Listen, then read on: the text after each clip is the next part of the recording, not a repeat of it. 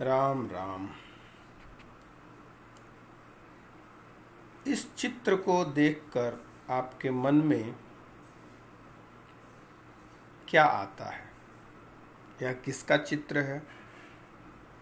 यह कौन है? तो हम समझते हैं कि इन्हें देखते ही एक छवि आपके मन में जो आती है वह नेताजी की आती है। नेताजी, अब नेता तो कई हैं, पर ये जो नेताजी की बात हमारे जहन में आती है वह नेताजी सुभाष चंद्र बोस। नेताजी सुभाष चंद्र बोस का नाम हमारे दिमाग में गूंजता है कि उन्हें ही नेताजी की उपाधि दी गई थी। पर जब भी जहन में इनका छवि या दिखता है या इनका फोटो हम देखते हैं तो ऐसे ही पोशाक में हम उन्हें देखते हैं और उनके चेहरे पर हमेशा एक चश्मा आपको दिखता है। हमेशा एक चश्मा आपको दिखता है।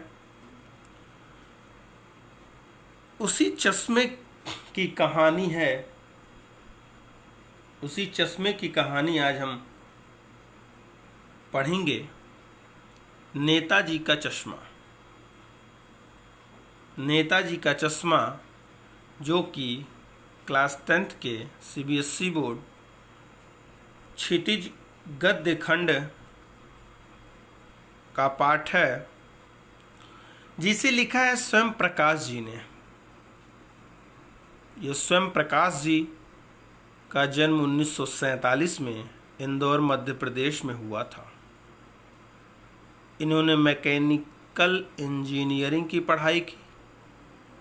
औद्योगिक प्रतिष्ठान में नौकरी करने वाले स्वयं प्रकाश का बचपन और नौकरी का बड़ा हिस्सा राजस्थान में बीता। कहने का तात्पर्य स्वयं प्रकाश जी ने ही नेताजी का चश्मा पाठ लिखा है। इस पाठ में अगर हम देखें तो मुख्य रूप से 3 पात्र नजर आएंगे। पहले पात्र हैं हालदार साहब, जो किसी कंपनी में बड़े ओहदे पर, बड़े पद पर कार्यरत हैं।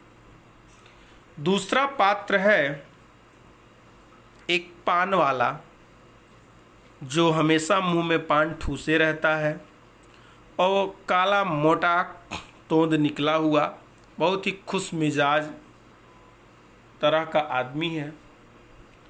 और तीसरा पात्र है कैप्टन चश्मा वाला, जो चश्मे बेचता है। इन तीनों पात्रों, मुख्य 3 पात्र इसके हैं। इन तीनों पात्रों की कहानी स्वयं प्रकाश जी ने लिखा, नेताजी का चश्मा। तो अब नेताजी के चश्मा में के साथ क्या घटना घटती है, कैसे क्या होता है, आइए इस पर चर्चा हम करेंगे। तो जैसा कि मैंने बताया, इस पाठ में, इस कहानी के 3 पात्र हैं। एक हालदार साहब, दूसरा वो पनवाड़ी पान वाला और तीसरा कैप्टन चश्मा वाला। तो जैसा कि मैंने बताया कि हालदार साहब जो हैं वह किसी कंपनी के उच्च पद पर आसीन हैं और कंपनी के काम से ही वह हर 15 दिन में उस कस्बे में गुजरते थे। कस्बा नगर से थोड़ा बड़ा, शहर से छोटा कह सकते हैं। उस कस्बे की बात की जा रही है।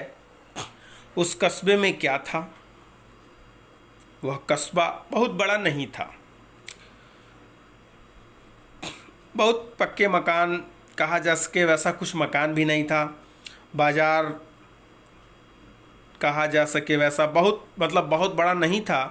परंतु एक लड़कों का स्कूल था, एक लड़कियों का स्कूल था, एक सीमेंट का छोटा कारखाना था और 2 ओपन एयर सिनेमा घर थे और नगर पालिका थी।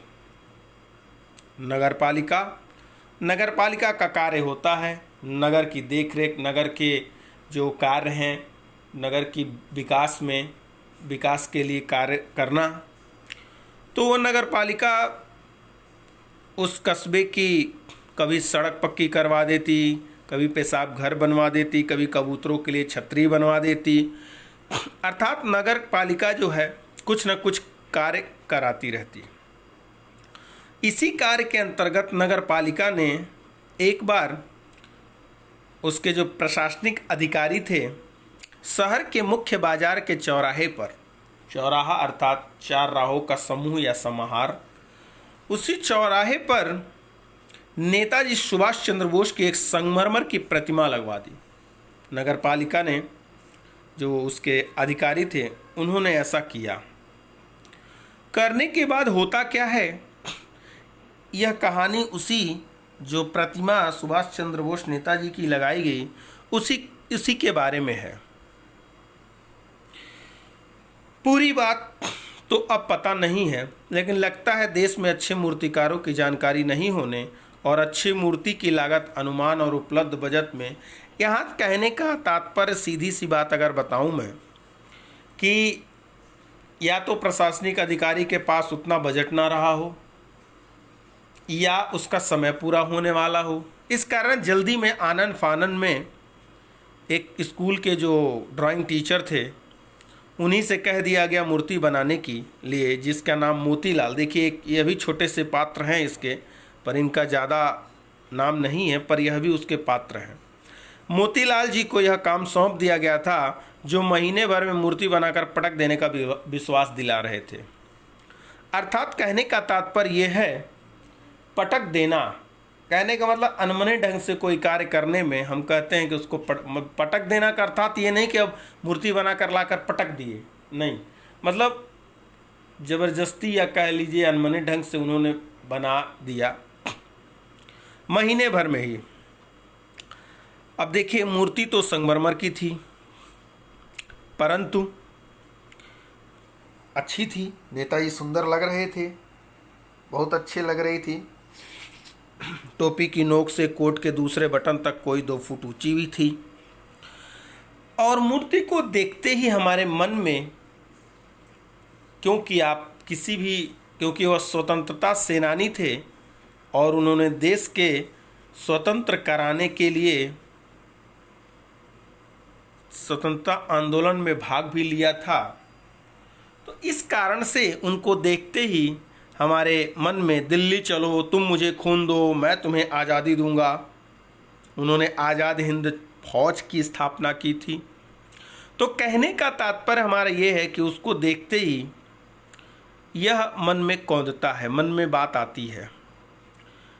परंतु एक आश्चर्य की बात ये थी कि जो उनका चश्मा था, क्योंकि मूर्ति तो संगमरमर की थी, लेकिन जो उनका चश्मा था वह संगमरमर का नहीं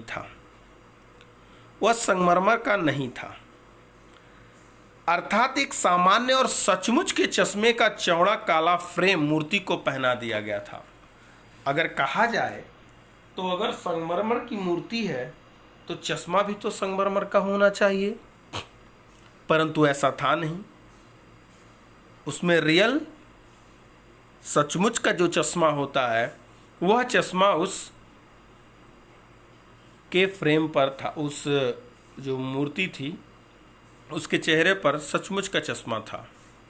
और हालदार साहब जब पहली बार इस कस्बे से गुजरे तो चौराहे पर पान खाने के लिए रुके, तभी उन्होंने इसे लक्षित किया और उनके चेहरे पर एक कौतुक भरी मुस्कान फैल गई। वाह भाई, यह आइडिया भी ठीक है, मूर्ति पत्थर की लेकिन चश्मा रियल, यह आइडिया भी ठीक है।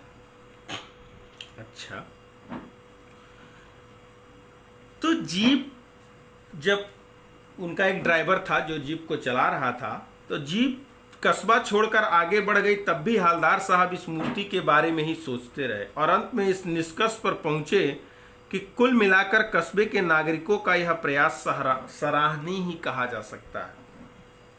महत्व मूर्ति के रंग रूप या कद का नहीं, उस भावना का है, वरना तो देशभक्ति भी आजकल मजाक की चीज होती जा रही है। ये बहुत बड़ी बात यहां पर लेखक ने कही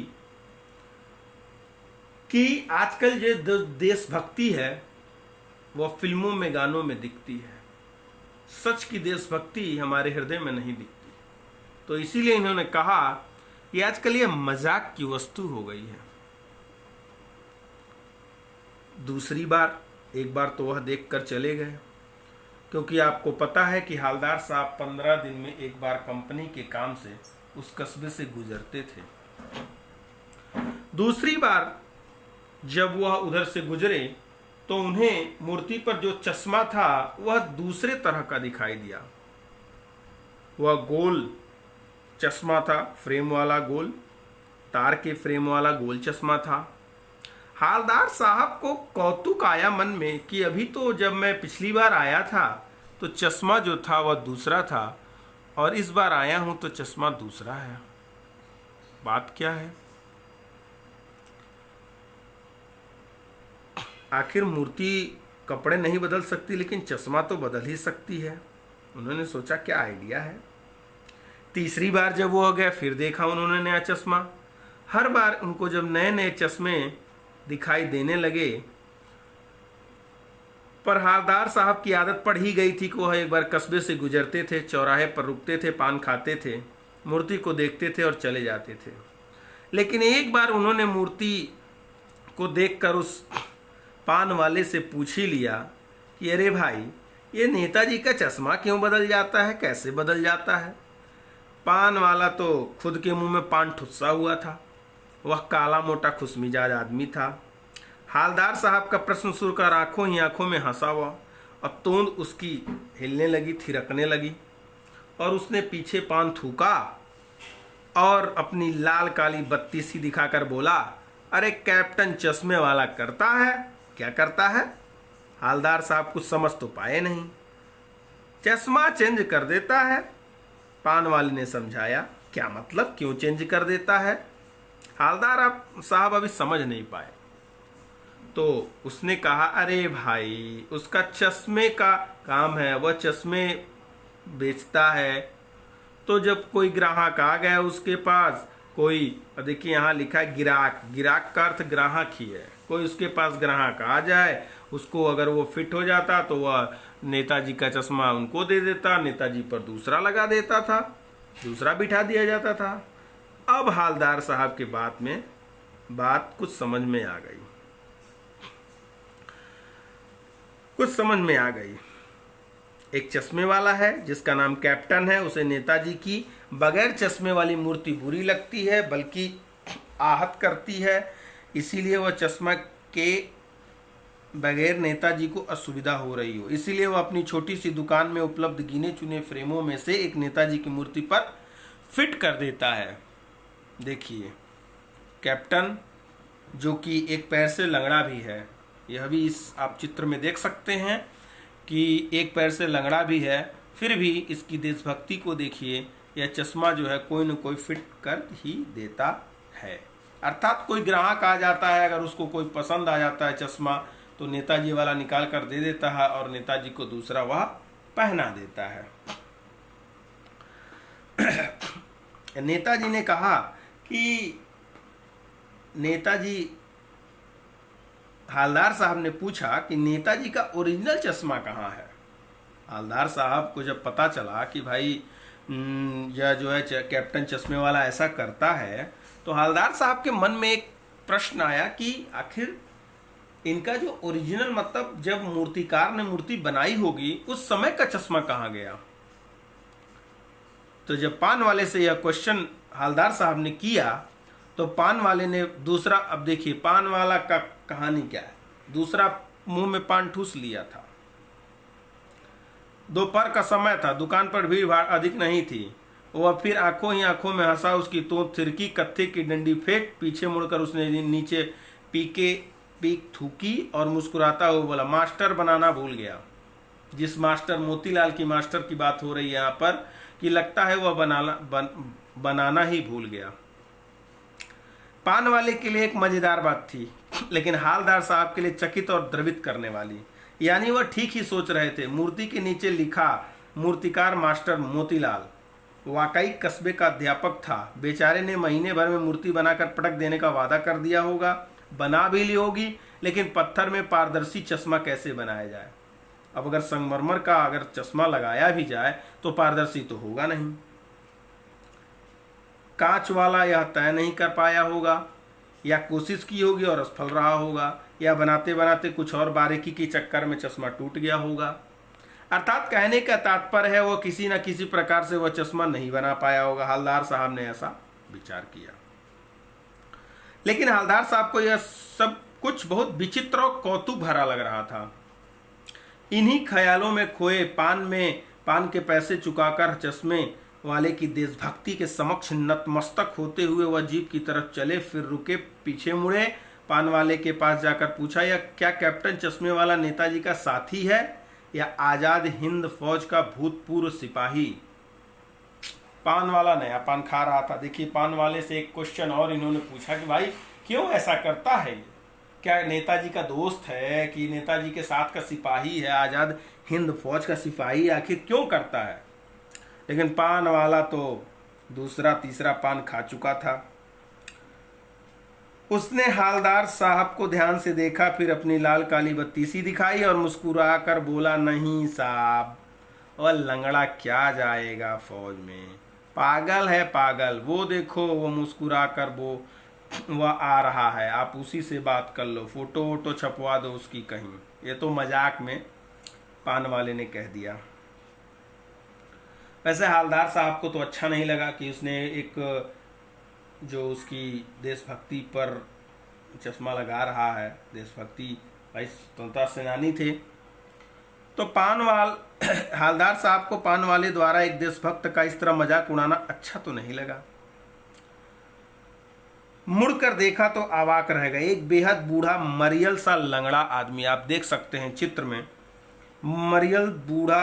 मरियल सा लंगड़ा आदमी, सिर पर गांधी टोपी और आंखों पर काला चश्मा लगाए, एक हाथ में एक छोटी सी संदूकची और दूसरे हाथ में एक बांस का पर टंगे बहुत से चश्मे लिए अभी अभी एक गली से निकला था और एक बंद दुकान के सहारे अपना बांस टिका रहा था। तो इस बेचारे की दुकान भी नहीं, फेरी लगाता है। अब उनके मन में आया कि मतलब इसकी कोई दुकान तो है नहीं, यह फेरी मतलब घूम घूम कर चश्मे जो है वह बेचता है। हालदार साहब चक्कर में पड़ गए, पूछना चाहते थे इसे कैप्टन क्यों कहते हैं, क्या यही इसका वास्तविक नाम है, लेकिन पान वाले ने साफ बता दिया कि अब इस बारे में वो मैं कुछ बात नहीं करना चाहता हूं। और ड्राइवर भी परेशान था कि तब से यहाँ क्या कर रहे हैं, चलना चाहिए। तो हालदार साहब धीरे से चले गए। अब देखिए, 2 साल तक हालदार साहब अपने इसी जो कंपनी के काम से हर 15 दिन पर आते रहे और नेताजी की मूर्ति में बदलते हुए चश्मे को देखते रहे। कभी कोई चश्मा, कभी कांच का, कभी कुछ, किसी प्रकार ऐसे वह देखते रहते। लेकिन एक बार ऐसा हुआ, जब वह आए तो उन्होंने देखा दुकान बंद थी पान वाले की और मूर्ति की आंखों पर चश्मा नहीं था।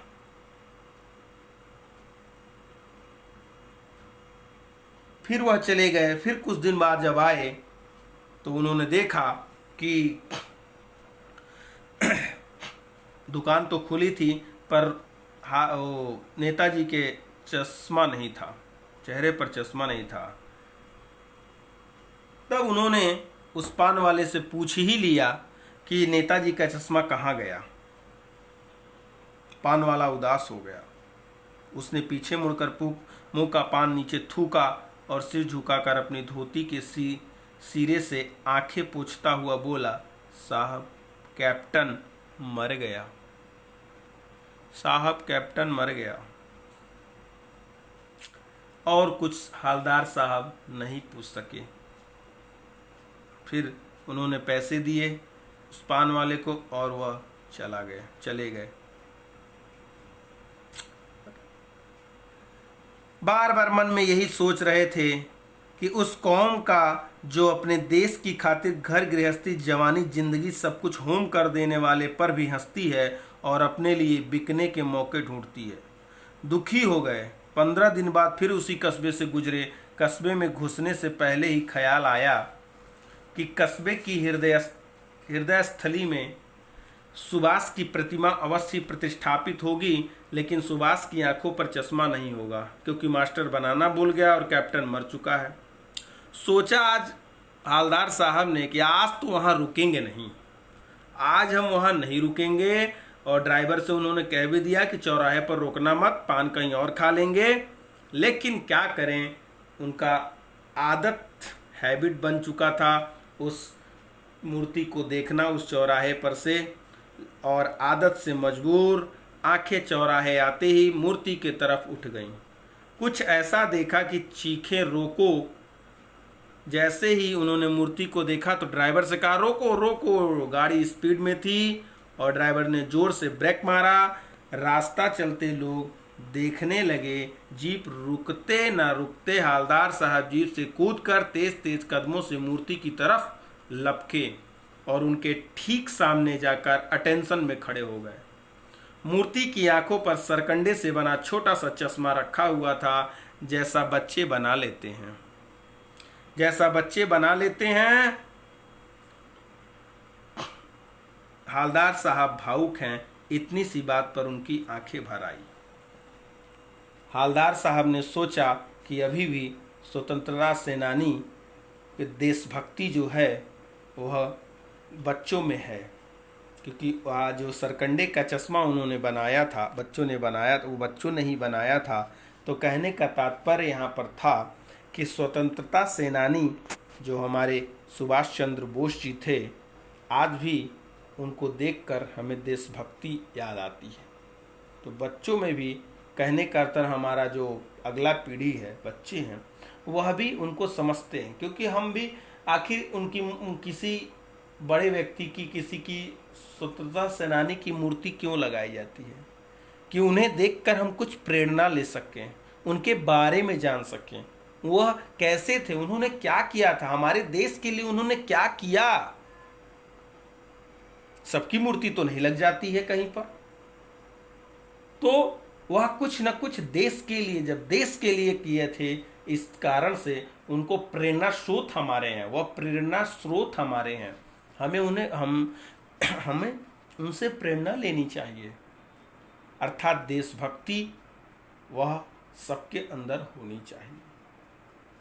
तो यहाँ स्वयं प्रकाश जी ने यही बताने का प्रयास किया है कि वह जो कैप्टन था वह भले ही लंगड़ा था, एक छोटा सा उसके पास दुकान भी नहीं थी और वह फेरी लगा के भी चश्मा बेचता था, फिर भी उसके अंदर देशभक्ति थी। वह पान वाला बहुत ही मजाकिया था, बहुत ही खुशमिजाज था, फिर भी जिस दिन कैप्टन मर गया तो उस दिन वह पान वाला भी बेचारा, उसकी आंखें भी नम हो गई थीं, धोती के सिरे से वह भी अपना आँख पोंछते हुए कहता है कि कैप्टन मर गया।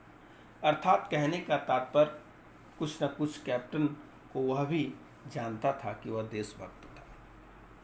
तो कहने का तात्पर्य यहाँ स्वयं प्रकाश जी ने नेताजी के चश्मे को लेकर और हमारे अंदर जो देशभक्ति की बात होनी चाहिए उस पर प्रकाश डाला है। वैसे जो हमारे लेखक हैं उनका नाम ही स्वयं प्रकाश है और स्वयं में प्रकाशित हैं, तो हमें भी प्रकाशित करते रहते हैं। तो आज हम लोगों ने पढ़ा नेताजी का चश्मा। आप इसे पढ़ें, सुने, समझें। तो आज के लिए हम इतना ही, फिर नेक्स्ट वीडियो में मिलेंगे।